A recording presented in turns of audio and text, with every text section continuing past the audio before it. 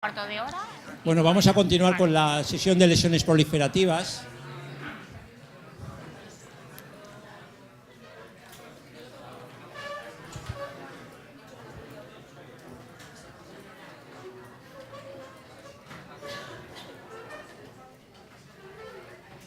Bueno, mientras os sentáis, solamente recordad, cuando acabe la sesión de la mañana, justo antes de comer, haremos un pase de diapositivas muy rápido, que son 10 diapositivas del tradicional concurso que realizamos en el curso de Alicante. Serán 10 preguntas relacionadas con patología, pero también no relacionadas con patología. En vuestras carpetas tenéis un cuestionario para que... Aquí no hay televoto, aquí como en los exámenes. Tenéis que poner un circulito en la respuesta que consideréis. No perdáis de vista que es un simple juego. O sea, las preguntas de patología realmente es un juego.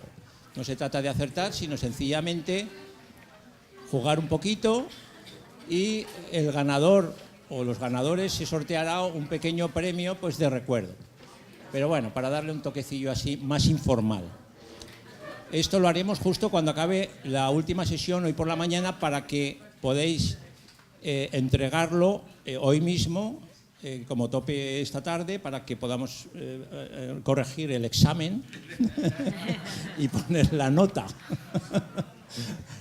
Bueno, pues sin más preámbulos vamos a pasar a la segunda parte del tema interactivo, lesiones proliferativas, que va a empezar Belén Pérez nuevamente. Belén, cuando quieras. Vale. Realmente no es el sexto, es el cuarto caso. Vamos a empezar. Este caso va dedicado a los residentes, ¿vale? Es una paciente de 22 años que es remitida al hospital por una lesión mamaria izquierda que ya viene diagnosticada de la calle. Tiene un antecedente de fibroadenoma en la mama izquierda, es una mujer nuligesta y alérgica a pirazolonas y a INES. Tiene un tío paterno con leucemia, otro tío paterno con carcinoma de pulmón y una tía paterna con carcinoma de mama. En la exploración física tiene unas mamas de tamaño medio y se le palpa un nódulo mal delimitado, no adherido, de unos 2 centímetros. La exploración axilar es negativa. En la mamografía ven una tumoración de contornos microlobulados con signos de efecto desmoplásico y que asocia además microcalcificaciones. Como es una mujer joven, le complementan el estudio con una ecografía y ven una masa de 14 por 11 milímetros con sombra ecográfica posterior y los radiólogos lo categorizan como BRAF 4C. Bueno, y aquí tenéis la biopsia, vamos a pasarlo despacito, que ahora sí tengo el poder. ¿Vale? Uy. Pues no lo tengo, me lo han vuelto a quitar. A ver. ¿Ahora? Vale.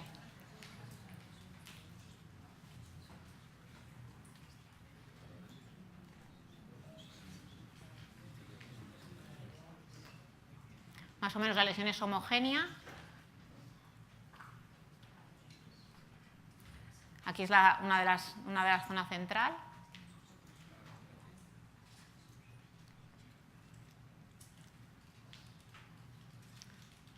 Con estos ductos un poco abigarrados.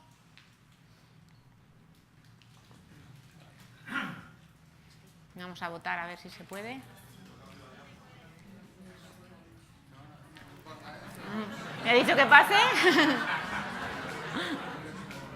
No me he dado cuenta.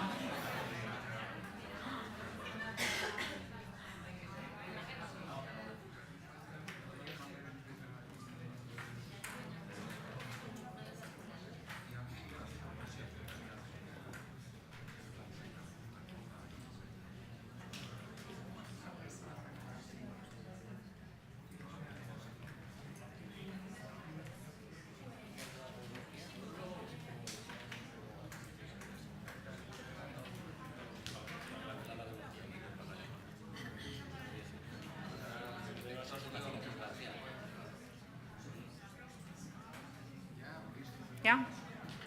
Todavía hay gente votando.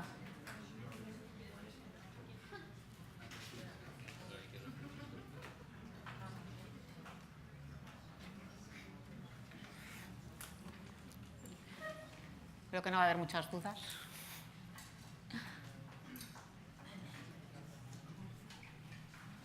bueno, ganar la adenosis esclerosante, a lo mejor con la imagen de la cicatriz central puede plantear dudas con una cicatriz radial, pero bueno, yo creo que es el diagnóstico más adecuado a la lesión.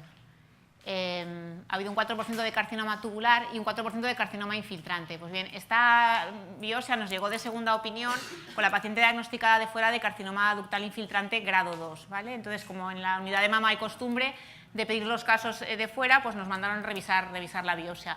Posiblemente pues el patólogo era o más inexperto o tuvo un mal día, que a todos nos puede pasar.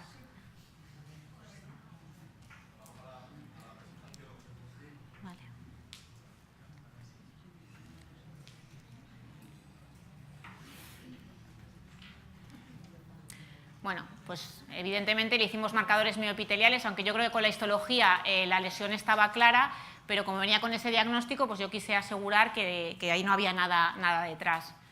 Y efectivamente la lesión en todos y cada uno de sus cilindros conservaba todas las células mioepiteliales, tanto con actina de músculo liso como con P63. Aquí veis una imagen de los ductos abigarrados, cómo conservan las células mioepiteliales, ¿vale?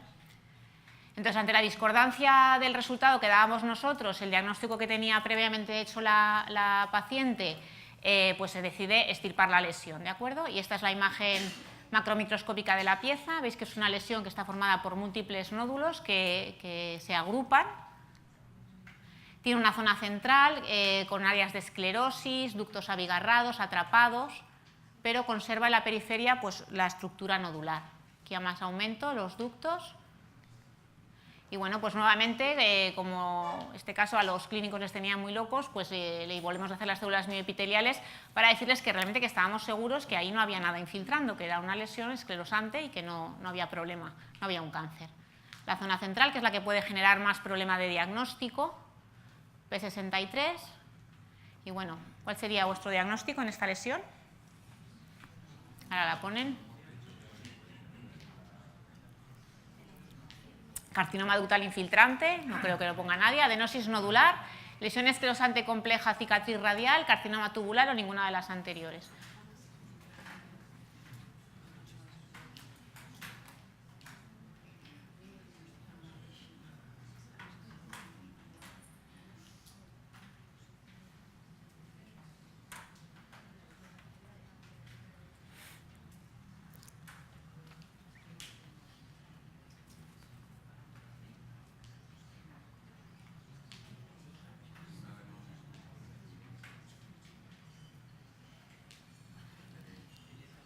Ya sale el resultado.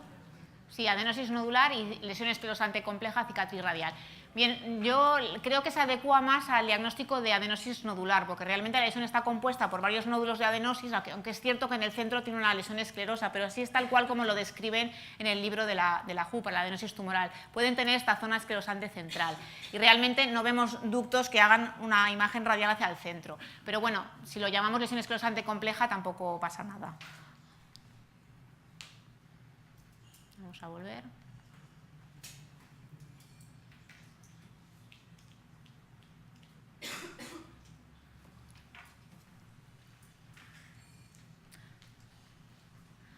La adenosis esclerosante comprende un grupo de lesiones proliferativas donde glándulas benignas se disponen en el seno de un estroma fibroso y fibroelastótico que lo que hace es distorsionar estas glándulas. Es una lesión muy frecuente, se ve de manera constante. Entonces es muy importante conocer sus patrones porque, sobre todo cuando tienes menos experiencia, se puede confundir con carcinomas infiltrantes, sobre todo con el carcinoma tubular.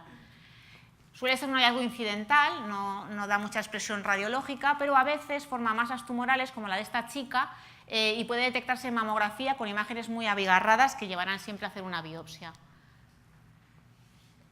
Siempre va a estar acompañado de células mioepiteliales, con lo cual si tenemos cualquier duda diagnóstica basta con hacer estos marcadores para resolverla. Para que los residentes lo conozcáis también, esta lesión, aunque es infrecuente, tiene la mala costumbre de que a veces hace infiltraciones perineurales, infiltraciones entre comillas, ¿vale? Que conozcáis que esto puede suceder. La adenosis nodular es la forma palpable y es un grupo de lesiones de adenosis esclerosante agrupada.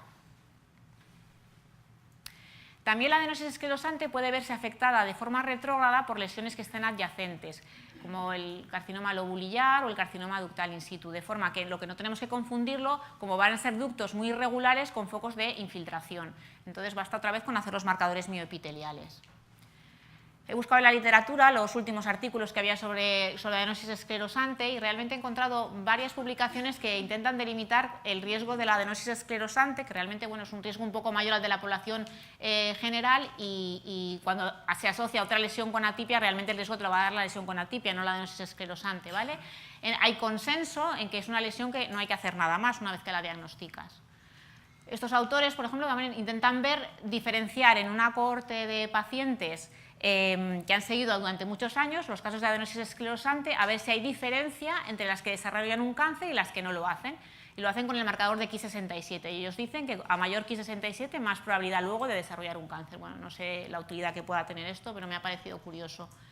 E incluso he encontrado un artículo que hace un perfil de expresión génica a las adenosis esclerosantes para discriminar a las pacientes que van a desarrollar un cáncer. Me ha sorprendido que haya tantas publicaciones sobre esta lesión, la verdad. Bueno, vamos a hacer un repasito así rápido del resto de lesiones proliferativas de tipo adenosis de la mama. La adenosis apocrina es lo mismo que la adenosis esclerosante, pero vemos cambio apocrino en las células. Hay que tener cuidado porque para diagnosticar una adenosis apocrina atípica, la atipia tiene que ser realmente franca. Te tienes que estar planteando si no es la afectación retrógrada de un carcinoma apocrino, ¿vale? Los núcleos tienen que ser para la atipia mucho más grandes y con un núcleo muy prominente. La adenosis microglandular es una proliferación muy infrecuente, caracterizada por glándulas de pequeño tamaño y aspecto infiltrativo que se disponen en el estroma mamario y en el seno de la grasa. Suele dar masas palpables y típicamente tiene una secreción muy densa en el interior de las glándulas. Estas glándulas tienen la mala costumbre de perder las células mioepiteliales, luego hay que tener cuidado con este marcador. Y sabemos que tienen intensamente con la proteína S100 y son negativas para receptores de estrógeno. Es decir, que si alguna vez tuviéramos un problema diagnóstico y lo hubiéramos dado de carcinoma, llegarnos la inmuno y ver que los receptores estrogénicos son negativos con una lesión también diferenciada, nos deberíamos replantear nuestro diagnóstico. Bueno, aquí tenéis una imagen de una adenosis microglandular. Yo la verdad es que no tengo experiencia, no he tenido ninguna. La positividad fuerte para la S100, receptores estrógenos negativos y actina muscular. Yo las fotos las he tenido que sacar de un libro, que lo sepáis, no tuve ningún caso. Sí he encontrado este artículo que me ha parecido interesante, que hacen una revisión. La adenosis microglandular clásicamente se ha considerado como una lesión benigna, pero ahora parece ser que en los análisis de expresión génica y de secuenciación masiva pues se encuentran alteraciones, o sea, genes alterados igual que en los carcinomas. Concretamente consideran que puede ser un precursor no obligado de carcinomas triple negativos. Y ponen esta imagen en el artículo que me ha parecido muy bonita, de una adenosis microglandular en la parte de arriba y en un carcinoma triple negativo en la parte de abajo, y conservan el mismo perfil de inmunohistoquímica. La cicatriz radial o lesión esclerosante compleja, se aconseja el nombre de cicatriz radial cuando la lesión es más pequeñita y de lesión esclerosante compleja cuando es de mayor tamaño. Son glándulas y túbulos benignos que se disponen de forma radiada en torno a un centro de fibrosis o fibrolastosis. Radiológicamente pueden simular un carcinoma y no es infrecuente que las biopsien. Bueno, aquí tenéis una imagen. Tendríamos la mitad de la cicatriz radial porque es una biopsia con aguja gruesa, los ductos dispuestos de forma radial en torno al centro, y es frecuente que se asocien áreas de hiperplasia ductal usual o que se asocien ductos dilatados, cambios columnares, etc. Aquí en mayor detalle y nuevamente el marcador mioepitelial si tenemos cualquier tipo de dudas. El significado de las cicatrices radiales sigue estando a debate. Se mantiene todavía en la clasificación B3 de ELIS, la categoría B3 de ELIS, y se cree que en las mujeres mayores supone un riesgo algo mayor. Si se ha quitado en biopsia excisional no hay que hacer nada más, pero el problema es que hacemos en las BAG, en las biopsias con aguja gruesa. Algunas series hablan de que una posibilidad de upgrade de hasta el 27%, si la lesión asocia cualquier tipo de atipia, y mucho más bajo si no asocia atipia. Realmente, a lo mejor, el upgrade se debe a la atipia, no a la cicatriz radial. Sin embargo, bueno, ahora han salido varias publicaciones que hablan un poco de la posibilidad de hacer un seguimiento. Si ha habido una buena correlación clínico-radiológica y es una cicatriz radial, cuadra y no tenía nada de atipia, dejarla en observación. Todos los artículos están en la misma línea y esta es la recomendación de la serie larga, Entonces, de todos los casos que se revisan, pues hay muy poco riesgo de lesión de mayor grado, ¿vale? Entonces, si no tiene atipia, la podemos vigilar. Aunque vuelve a pasarnos lo mismo. Yo esto lo planteo en los comités y luego las vuelven a quitar todas. ¿Vale? Muchas gracias.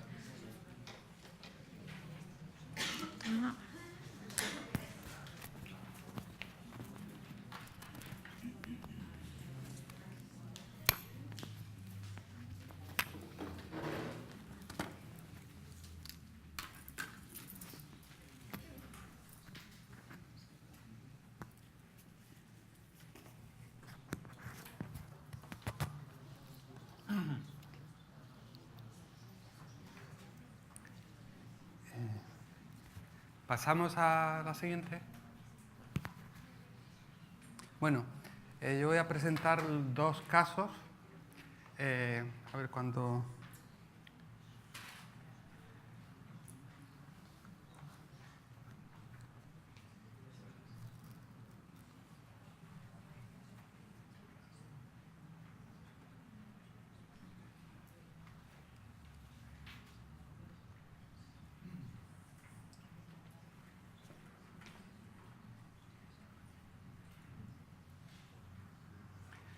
Vale.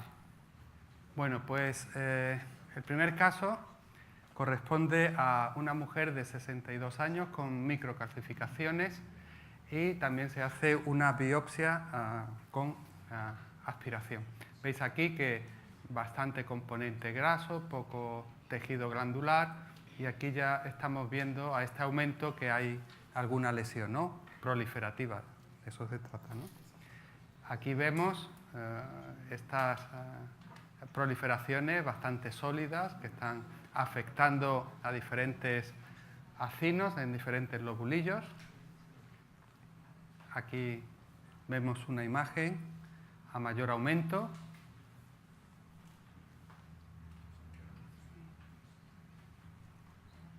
Aquí para que podáis ver la citología y la distribución. Aquí está otra, para que veáis que hay necrosis.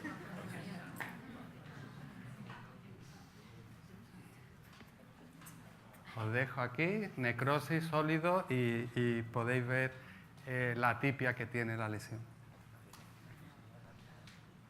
Y bueno, aquí es donde viene el diagnóstico, la pregunta que tendrán que poner.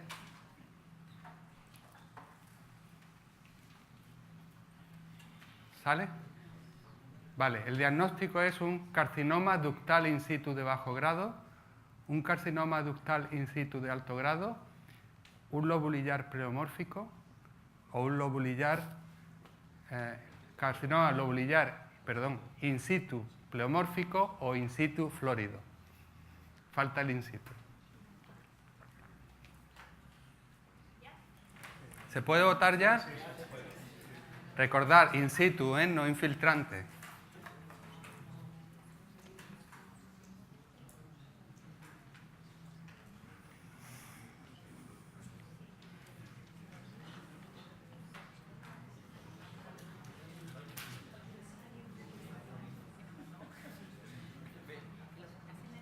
¿El qué?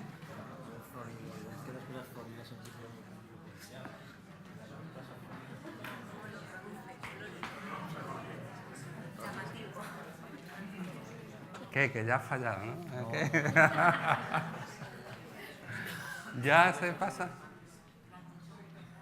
Bueno, es aquí carcinoma ductal in situ de bajo grado, ha ganado, el de alto grado bajo, carcinoma lobulillar pleomórfico y un 25 lobulillar florido. Bueno, caderina E.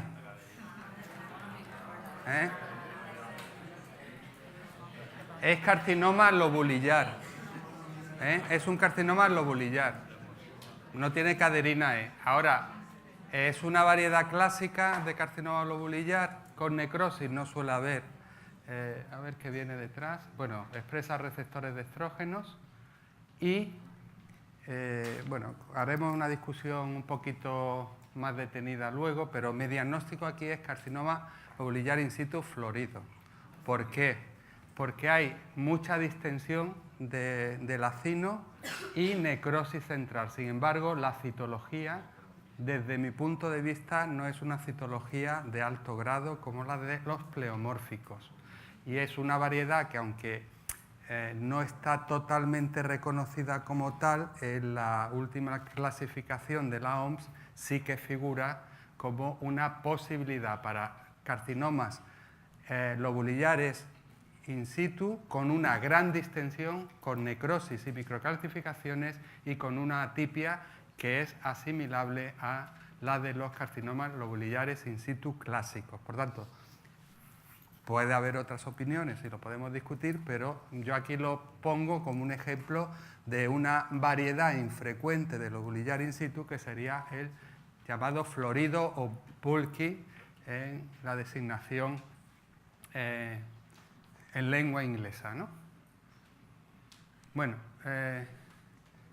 luego lo discutiremos en un espectro mayor de lesiones, lobulillares, ductales, etcétera, ¿vale? Vamos a poner otro caso.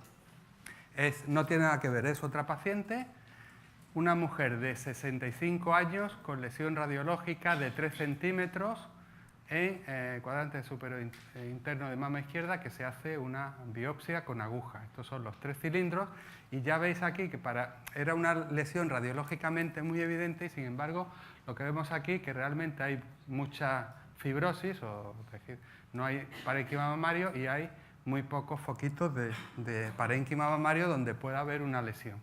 Y esta es la lesión que hay. Pues veis aquí, aquí y aquí. Y esta otra, no había más, ¿eh?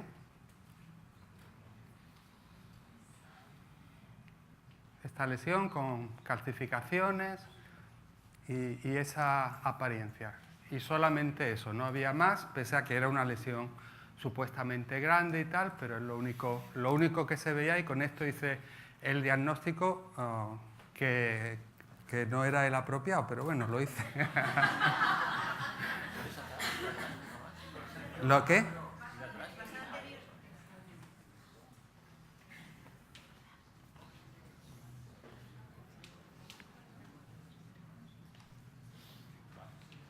¿Ya? Espera, pasamos y...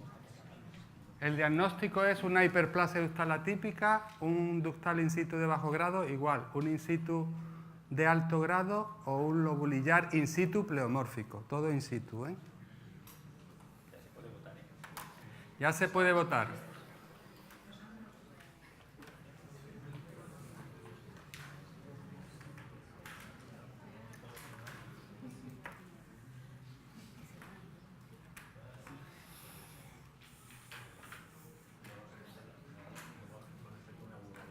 ¿Eh?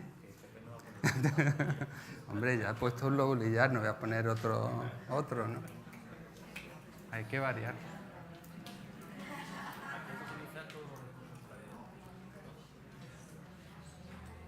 ¿Ya sale o no sale?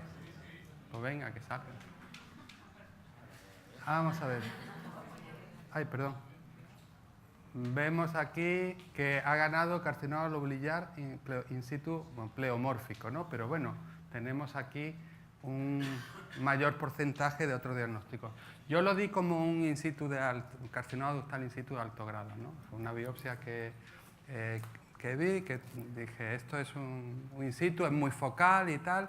Y dijeron, tiene que ser algo, bueno, la representación debe ser poca porque hay una lesión que es muy grande, tal. No había una buena correlación y repitieron una segunda biopsia, ¿no? Donde ya aquí vemos que sí que hay más chicha, ¿no? Ya se puede evaluar más y vemos esto,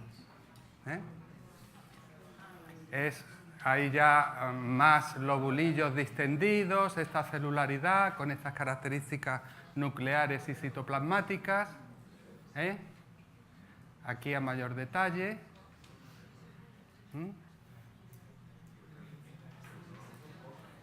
Entonces, el diagnóstico para esta lesión es igual, vamos, las mismas categorías. No es que sea lo mismo, digo que las mismas categorías diagnósticas: hiperplasia ductal, carcinoma in situ alto grado, bajo grado, carcinoma in situ lobulillar pleomórfico.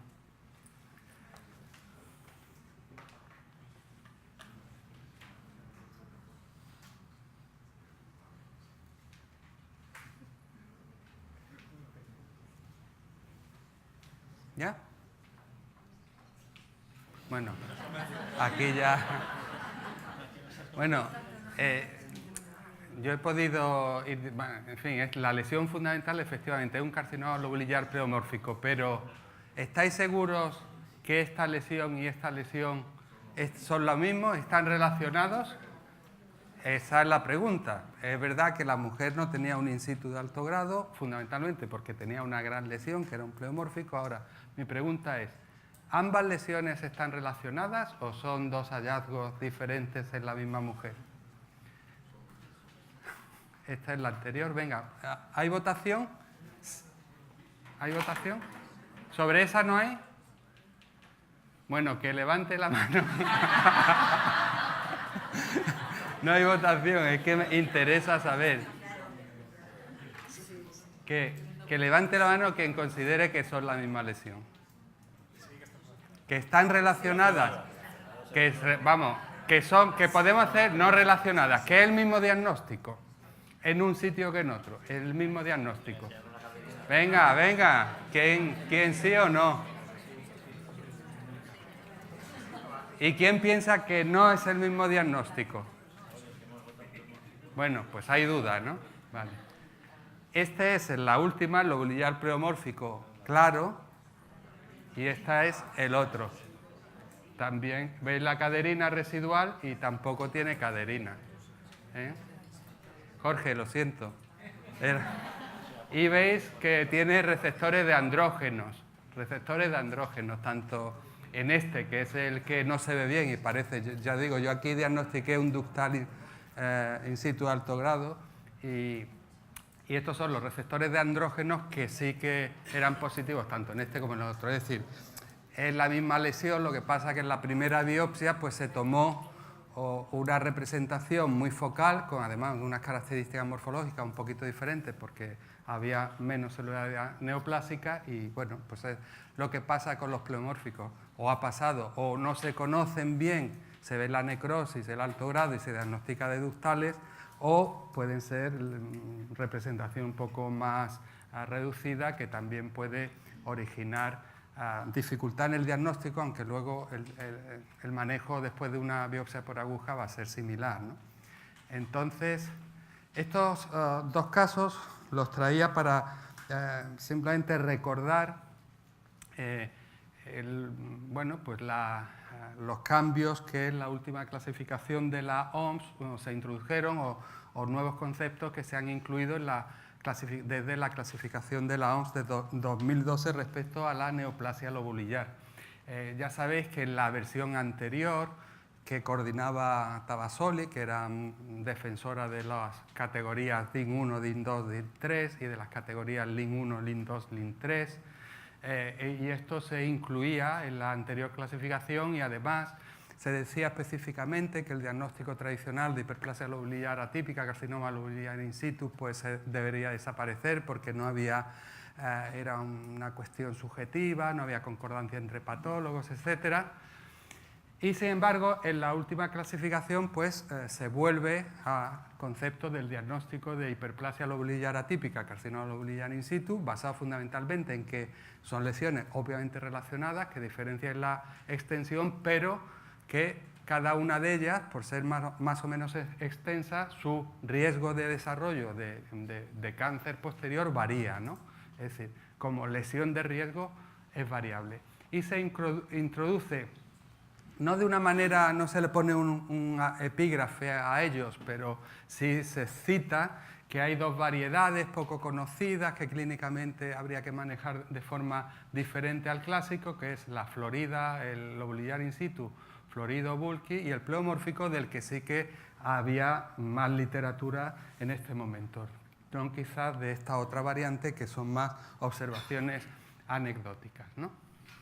Bueno, de forma global, sabéis que la neoplasia lobulillar pues es un espectro de lesiones, ¿no? Que es una proliferación de células atípicas en el interior del lobulillo, que su alteración molecular fundamental es la pérdida de caderina E por mutaciones y otras alteraciones genéticas, ¿no?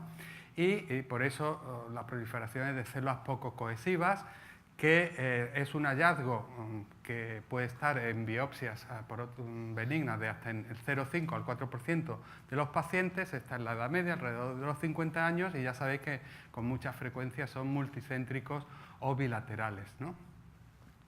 Y los criterios de diagnóstico entre hiperplasia lobular atípica y carcinoma lobular in situ, como todos conocéis, es una afectación incompleta del lobulillo, menos del 50%, o mantenimiento de luces en la hiperplasia lobular atípica, y cuando más del 50% de los acinos lobulares están más o menos distendidos completamente, pues sería carcinoma lobular in situ. Ambos son lesiones precursoras y lesiones de riesgo, lo que pasa que el riesgo varía cuando se hacen diagnósticos homogéneos de hiperplasia lobular atípica, pues es un riesgo incrementado 4 o 5 veces, pero cuando el diagnóstico ya es de carcinoma lobular in situ, el riesgo es de 8 a 10 veces. Y es un riesgo para cualquier tipo de cáncer, ¿no? Se puede desarrollar carcinomas ductales, carcinomas lobulares, pero lo que más se ve son carcinomas lobulares en el 2/3 en la zona de donde se diagnosticó la lesión previa. Por tanto, eso indica también que es una lesión precursora, y eso es bien conocido ya desde hace tiempo. Y en lo que respecta a los casos y a la discusión, entonces podríamos decir, y según aparece aquí, que la neoplasia lobular, pues está la hiperplasia lobular atípica, el carcinoma lobular in situ, con estos criterios cuantitativos, que es la forma más común en la que todos conocemos del carcinoma lobular in situ de tipo clásico, en lo que hay una atipia moderada o ligera, y generalmente la distensión es mediana y no se suele asociar a necrosis y a microcalcificaciones. De hecho, por eso son hallazgos incidentales, no se suele biopsiar un carcinoma lobular in situ en general por manifestaciones radiológicas. Se incorpora esta posibilidad del carcinoma lobular in situ florido, en la que, con unas características citológicas iguales que en el clásico, hay sin embargo una distensión marcada. ¿Dónde ponemos el límite de lo que es marcado y no? Pues es algo subjetivo, no hay unos criterios. Simplemente esto es lo que está refiriendo, que hay ocasionales casos de carcinoma lobular in situ que crecen más y que tienen una tendencia a la necrosis y la calcificación, y por tanto a dar manifestaciones clínicas, ¿no? Y el que ya conocemos mejor de hace mucho tiempo, el carcinoma lobular pleomórfico, en el que ya los núcleos son de alto grado y con frecuencia tiene necrosis, ¿no? Pues esta sería una imagen de otro caso, de un carcinoma lobular florido. Veis la gran distensión de los lobulillos. Esto es algo que este tipo de distensión se ve más en carcinomas ductales que en lobulares en general, y esa tendencia pues a la necrosis y calcificación, pero con una atipia celular pues que está en el rango de los lobulares. Ya sabéis que clásicamente los lobulares in situ, si hay la variedad A y la variedad B, con un poquito más o menos de atipia, pero bueno, esto yo creo que se usa poco, ¿no? En fin, que no hay una atipia de células de alto grado, ¿no? Y el in situ pleomórfico, pues que todos los conocemos, ya con células de alto grado, necrosis, calcificaciones, y siempre pues la ayuda de la pérdida de caderina E para el diagnóstico, ¿no?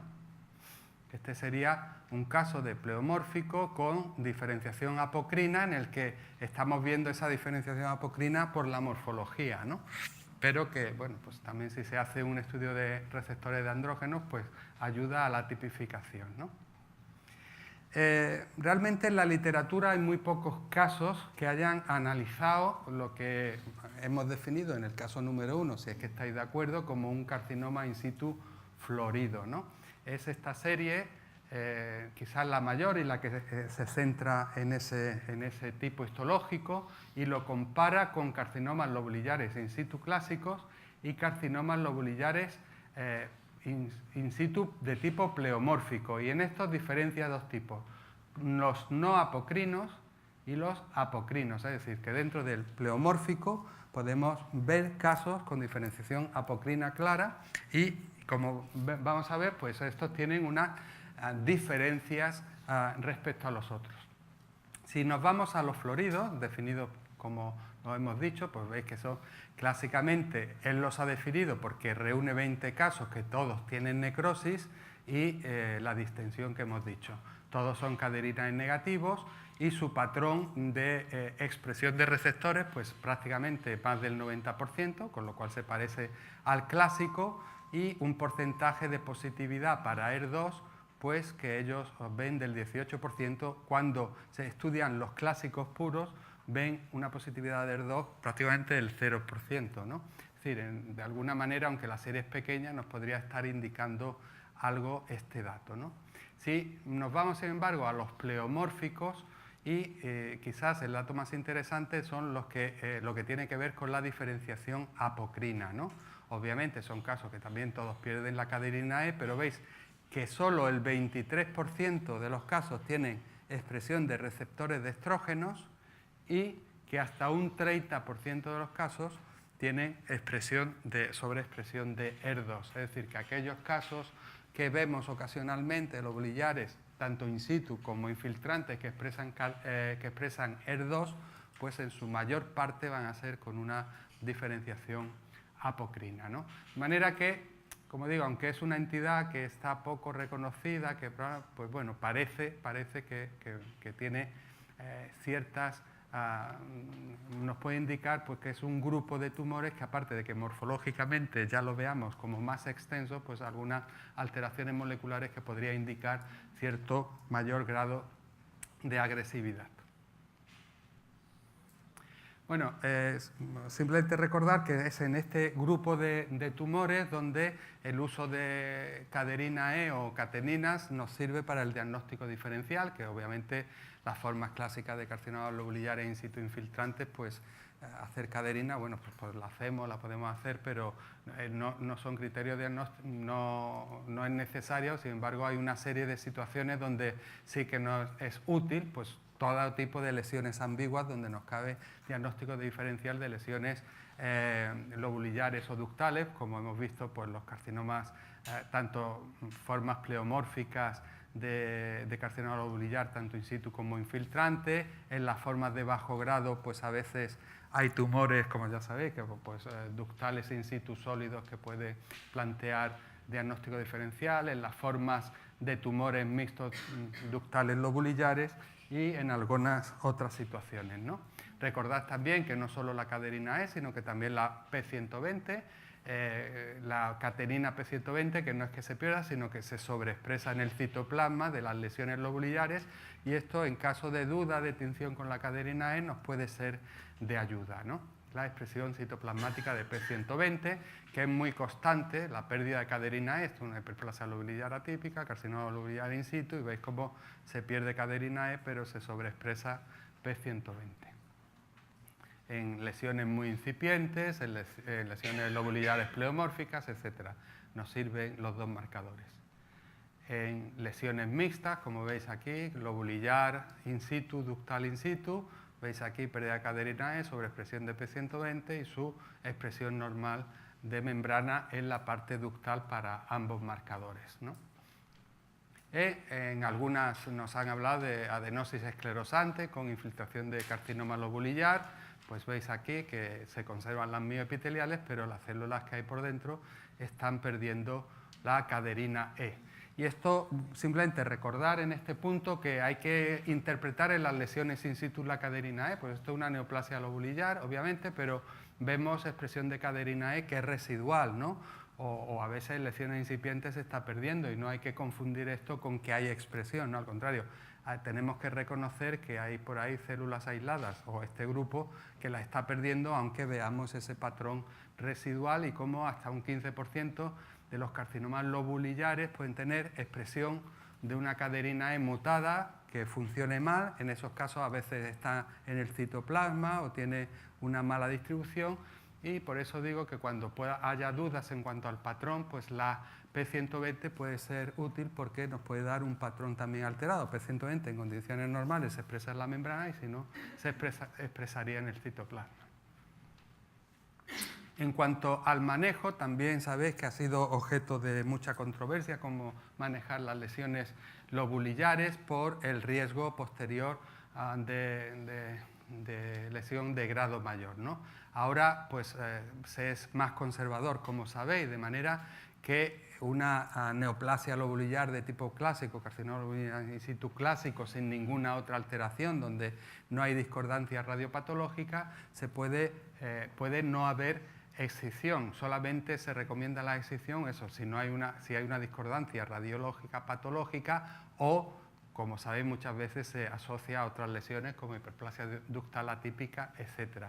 Pero específicamente para los casos de lobulillar in situ florido o pleomórfico se recomienda la extirpación, entre otras cosas porque, aparte de esas lesiones de alto grado, tampoco hay grandes series que permitan aconsejar otra cosa diferente a la extirpación, ¿no?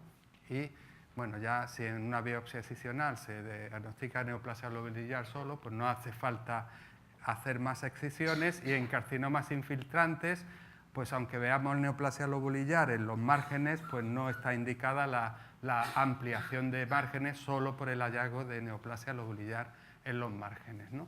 Simplemente recordar esto, que las variantes floridas y pleomórficas, en estas sí, aunque hay poca experiencia, fundamentalmente en la florida, sí se indica la extirpación, cosa que cada vez se indica menos en la forma clásica de neoplasia lobulillar.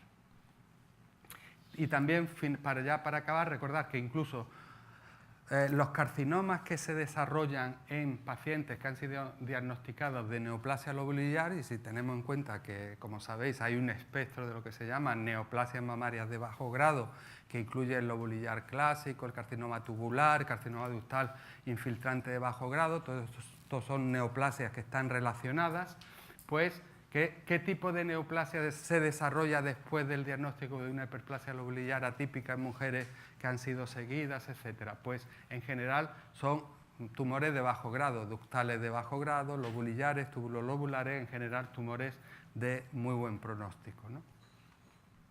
Y nada más. Yo creo que ya hemos acabado los casos y ya unas preguntitas si hay tiempo, y si no, seguimos. Ya. Un par de minutos. 2 minutos. Sí. Así como en el lobulillar infiltrante está claro que... Sí, así como en el lobulillar infiltrante está claro que cuando morfológicamente lo es, independientemente de que la cadrina salga o no negativa, le tenemos que llamar carcinoma lobulillar infiltrante.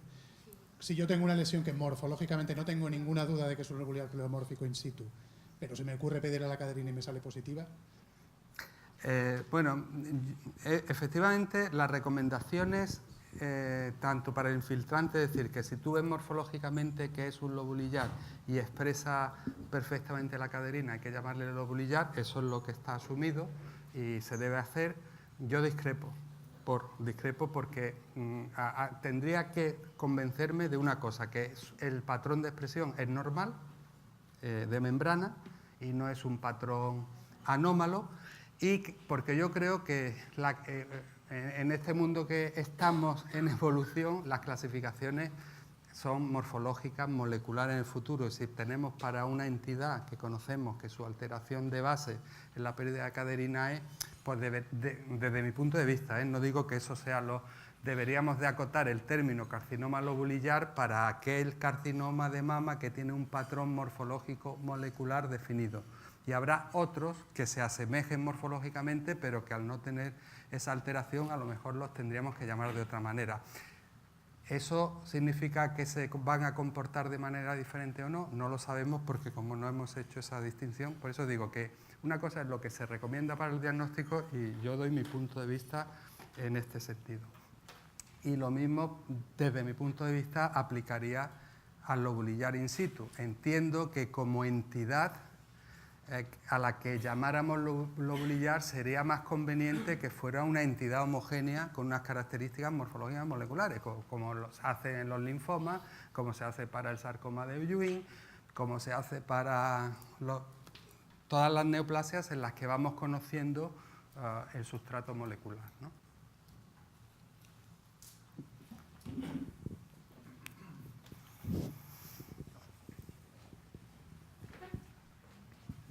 Bueno, Muchas gracias. Yo lo que quería preguntar, que a mí a veces me plantea problemas de nomenclatura, es tanto en los lobulillares in situ como en los invasivos, cuando las células son muy monótonas, no hay necrosis, pero son en anillo de sello. ¿Esto cómo lo clasificáis vosotros? Porque cuando son monótonas y pequeñitas, Sí. pero que todas son en anillo de sello...